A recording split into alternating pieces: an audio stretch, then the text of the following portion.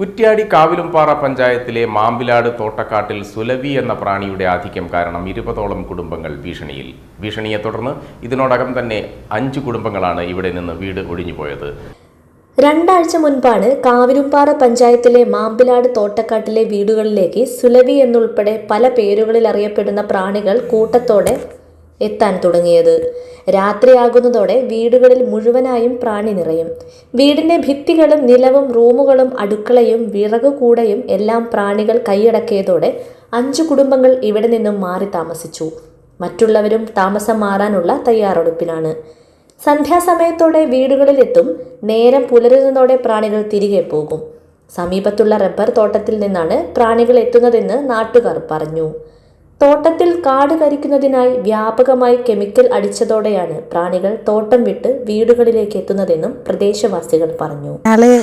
സന്ധ്യാസമയമായി കഴിഞ്ഞാൽ ലൈറ്റിടാനോ ഭക്ഷണം പാചകം ചെയ്യാനോ കുഞ്ഞുങ്ങളെ നോക്കാനോ ഒന്നും പറ്റുമല്ല. എൻ്റെ മോള് 4 വയസ്സായി.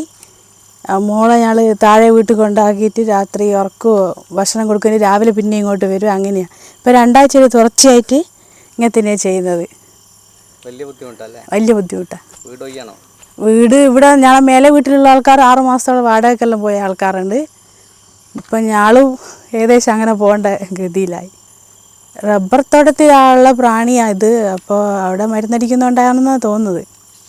അവിടെ നിന്ന് ഇങ്ങോട്ടാണ് വരുന്നത്. സന്ധ്യാസമയം തേനീച്ചക്കൂട്ടം പോലെ മഴേൻ്റെ സൗണ്ടിൽ വരും. ഇത് ഒരു ഗോളാകൃതിയിൽ ഒരുപാട് ഒന്നിച്ച്.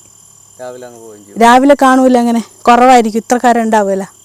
കാവിലുംപാറ പഞ്ചായത്ത് അധികൃതർ സ്ഥലത്തെത്തി ഇതിന് പരിഹാരം കാണുന്നതിനായി ശ്രമിക്കുന്നുണ്ട്. എന്നാൽ ഒരു പരിഹാര മാർഗനിർദ്ദേശവും ഇവിടെ നിന്നും ലഭിച്ചിട്ടില്ല. ഇവിടെ ഇപ്പോൾ ഞങ്ങളെ വീട്ടിൽ ഇതിൻ്റെ താഴെയുള്ള 2-3 വീടുകളിൽ ചെറിയ കുട്ടികളൊക്കെ ഉള്ളതാണ്. അപ്പോൾ കുട്ടികൾക്ക് ഇത് ചവിട്ടി പോവുകയും അതേപോലെ തന്നെ പിന്നെ ദേഹത്ത് എവിടെയെങ്കിലും കൊണ്ടു കഴിഞ്ഞ് കഴിഞ്ഞാൽ പൊള്ളും, പിന്നെ പൊള്ളിക്കഴിഞ്ഞ് കഴിഞ്ഞാൽ പനിക്കും. അങ്ങനത്തെ ഒക്കെ ഭയങ്കര അവസ്ഥയായതുകൊണ്ട് കുട്ടികളെയൊന്നും ഇവിടെ താമസിപ്പിക്കാൻ പറ്റുന്നില്ല. പിന്നെ 10-20 വീടുകൾക്ക് പൂർണ്ണമായിട്ടും ഭക്ഷണം കഴിക്കാനോ സന്ധ്യയായി കഴിഞ്ഞാൽ ലൈറ്റ് ഇടാനോ ഒന്നിനും പറ്റുന്നില്ല. അങ്ങനത്തെ ഒരു സാഹചര്യമാണ്. ഇത് റബ്ബർ തോട്ടത്തു നിന്ന് വരുന്നൊരു പ്രാണിയാണ്. ഇത് ആദ്യമൊക്കെ ഉണ്ടാവണമെന്നുണ്ടെങ്കിലും ഇത്ര ശക്തമായിട്ട് ഇങ്ങനെ വരലില്ല. ഇത് കൂട്ടമായിട്ട് മഴ പെയ്യുമാതിരി ഇങ്ങനെ വീടിൻ്റെ മുകളിലേക്ക് ഇങ്ങനെ ഒന്ന് വീണുകൊണ്ടിരിക്കുകയാണ്. പ്രാണികൾ ദേഹത്ത് പൊള്ളലേൽക്കുന്നതിനും മറ്റ് അലർജി പ്രശ്നങ്ങൾക്കും കാരണമാകുന്നതിനാൽ ചിലർ ചികിത്സ തേടിയിട്ടുണ്ട്. കുട്ടികൾക്കാണ് ഇതേറെ ബുദ്ധിമുട്ടാകുന്നത്. കൂടുതൽ സർക്കാർ സംവിധാനങ്ങൾ ഇടപെട്ട് പ്രാണികളിൽ നിന്നും രക്ഷ നേടുന്നതിന് ആവശ്യമായ നടപടികൾ സ്വീകരിക്കണമെന്നാണ് നാട്ടുകാർ ആവശ്യപ്പെടുന്നത്. ഇവർക്ക് ഭക്ഷണം പാകം ചെയ്യാനോ ഉറങ്ങാനോ ഒന്നും പറ്റാത്തൊരവസ്ഥയാണ്. മറ്റ് വീടുകളിലേക്ക് മാറി താമസിക്കുകയാണ് ഈ പ്രദേശത്തുള്ളവർ ചെയ്യുന്നത്. ഇപ്പോൾ ഏതാണ്ട് 2 ആഴ്ചത്തോളമായി ഈ ഒരു അവസ്ഥ തുടങ്ങിയിട്ട്. അപ്പോൾ ഇത് റബ്ബർ തോട്ടത്തിൽ നിന്ന് കൂട്ടമായിട്ട് വൈകുന്നേരങ്ങളിൽ വരുന്നു എന്നുള്ളതാണ് നമുക്ക് അറിയാൻ കഴിഞ്ഞത്. അപ്പോൾ എന്തു തന്നെയായാലും ഒരു 10-20 വീടുകാർ ഇതിൽ ദുരിതം അനുഭവിക്കുന്നുണ്ട്. ഇത് മുമ്പൊക്കെ ചെറിയ രീതിയിൽ വീടുകളിലൊക്കെ വരാറുണ്ടായിരുന്നു. പക്ഷേ ഇപ്പോൾ ഇതല്ല. ഇതിപ്പം വീട് മൊത്തം പൊതിഞ്ഞിരിക്കുകയാണ്. നമ്മൾ കണ്ടതാണല്ലോ, വീട് മൊത്തം പൊതിഞ്ഞിരിക്കുകയാണ്.